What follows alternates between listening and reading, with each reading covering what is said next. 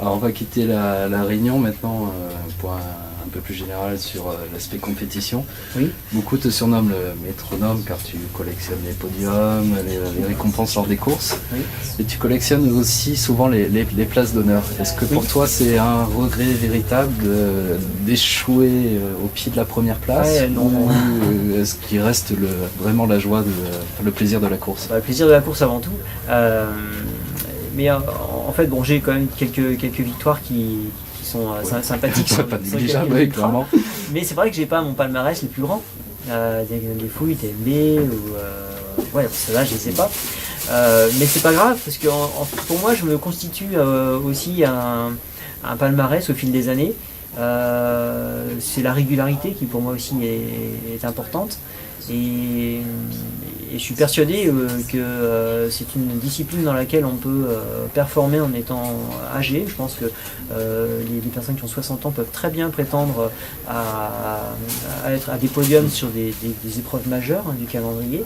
Et mon but c'est un peu ça, c'est de le prouver avec ma méthode d'entraînement où je fais pas beaucoup de VMA, pas beaucoup de seuil, où je essaie de respecter un peu mon corps en n'allant pas trop titiller les limites.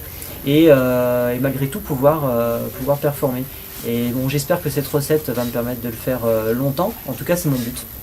Ouais, ça donne de beaux challenges pour la suite. Oui, ça fait un challenge, ouais, pour de longues années, j'espère. Ouais.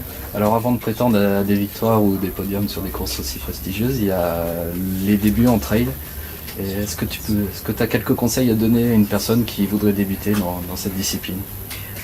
Oui, c'est-à-dire que je pense que le piège principal serait de tomber dans l'excès, et c'est très facile d'y tomber parce que souvent on a tendance à banaliser les distances. C'est vrai que les épreuves fleurissent d'ultra, ou même on va dire une course de 50 km, si ça fait un an qu'on court, se lancer sur 50 km de trail, ça veut dire se lancer sur 8 heures, 10 heures d'effort, et c'est pas anodin, donc il faut y aller par étapes. Voilà, je conseillerais d'y aller doucement, prendre du plaisir, et ne pas perdre de vue si on débute. Donc, il ne faut pas hésiter à emmener de quoi manger, de quoi boire.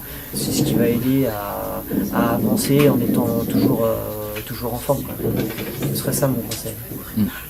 Alors tu viens de l'évoquer aussi, ce qu'on appelle en France le trail est en pleine évolution. Oui. Il y a le nombre de pratiquants qui explose, le nombre de courses également qui est exponentiel. Oui.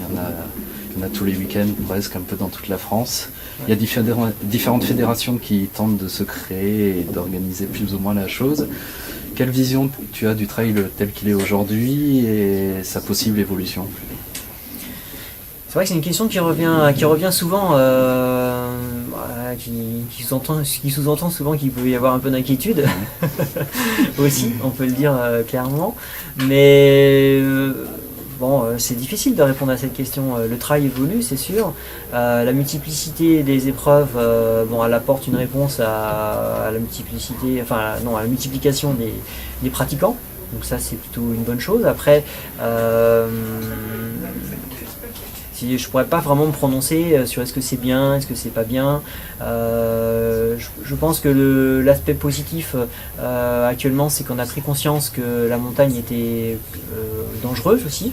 On voit qu'il y a plus de sérieux au fil des années dans la réglementation pour le matériel à emmener sur les épreuves. Voilà, donc ça c'est une bonne chose, je pense. Ça nous met à l'abri, on va pas nous montrer du doigt en disant qu'on est tous des inconscients, donc ça je pense que c'est nécessaire. Voilà, après il y a aussi le trail qui se professionnalise. C'est un incontournable aussi parce qu'il y a de plus en plus de pratiquants, il y a de plus en plus de grandes épreuves. Les coureurs, pour performer sur ces épreuves, donnent de plus en plus de leur temps. Maintenant, pour prétendre à un top 10 sur un UTMB, il faut être quasiment professionnel, sinon c'est quasiment une mission impossible, je dirais. Donc l'argent dans le trail aussi, ça c'est pour moi c'est pas une dérive, mais c'est une évolution logique. Après, dans quelle mesure?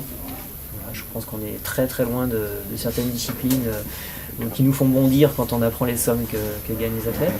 Donc pour moi, il n'y a pas d'alarme en vue. Ouais, tant mieux.